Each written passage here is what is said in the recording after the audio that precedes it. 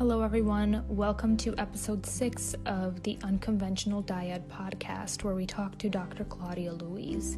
Dr. Louise is the author of a new introductory textbook in psychoanalysis, written as a set of stories about treatment. The book is called The Making of a Psychoanalyst, Studies in Emotional Education, and it was published in 2018. Dr. Louise is a prolific writer, receiving awards such as the Phyllis W. Meadow Award for Excellence in Psychoanalytic Writing, and she was also a first-place winner of the 2008 Reader's Digest Best Writers Website Award. Dr. Louise is on the faculty of the Academy for Clinical and Applied Psychoanalysis in Livingston, New Jersey, and she has offices in New York City and Tarrytown, New York. She lives with her husband, John Louise, a writer with whom she shares 2 college-age daughters. And we are so excited to have her on the podcast today. And we thank you, our listeners, for joining us in this conversation. Well, my name is Claudia Louise, and I became a psychoanalyst when I was 16 because I was in trouble. And I got into therapy, fortunately, with a very wonderful elderly gentleman with a huge paunch and a twinkle in his eye. And he invited me to become an analyst. He really saw something in me. And from that moment forward, I decided to do that. When I was studying psychoanalysis, it was not accredited. It's very interesting if you look at the history of what's called lay analysis. Because I am a lay analyst, meaning I do not have a medical degree. This was a big question around Freud's time, and pretty much psychoanalysis became a subspecialty of medicine. Then it became a subspecialty of psychology, and then it became a subspecialty of social work.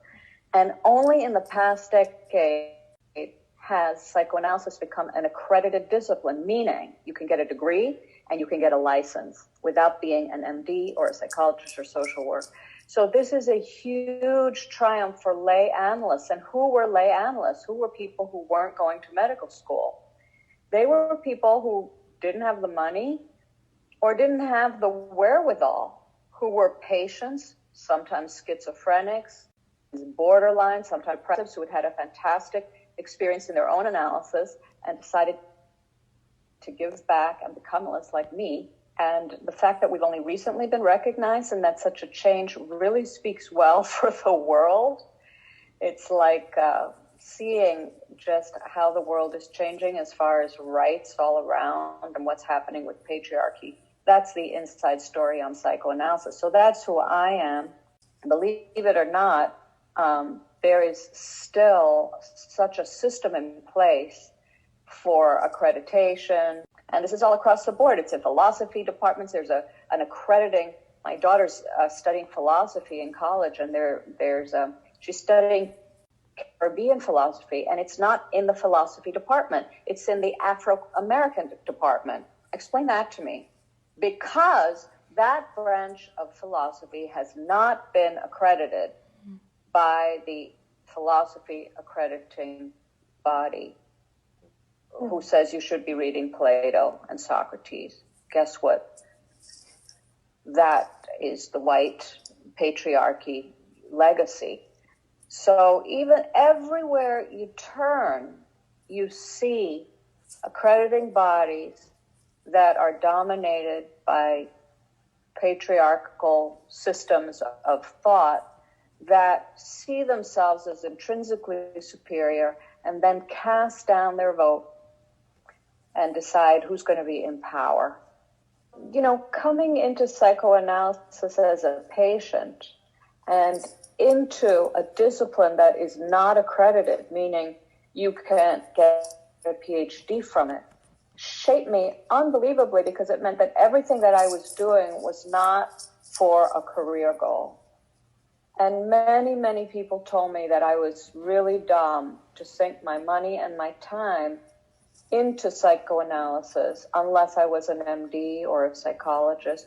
But because I'd had this incredible experience, I was a hardcore lay analyst.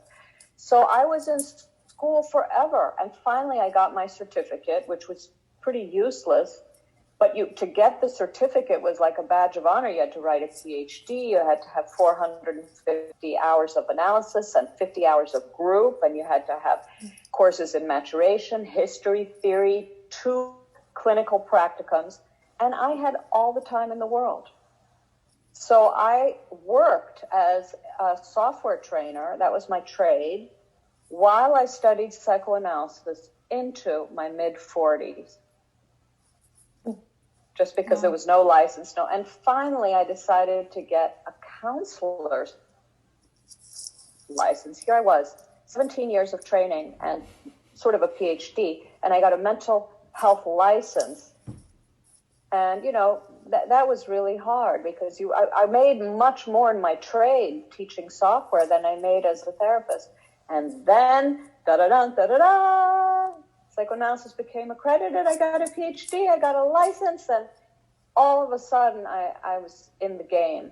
But in the meantime, if I had been studying when psychoanalysis is accredited, I would have done it in 5 years, not 17.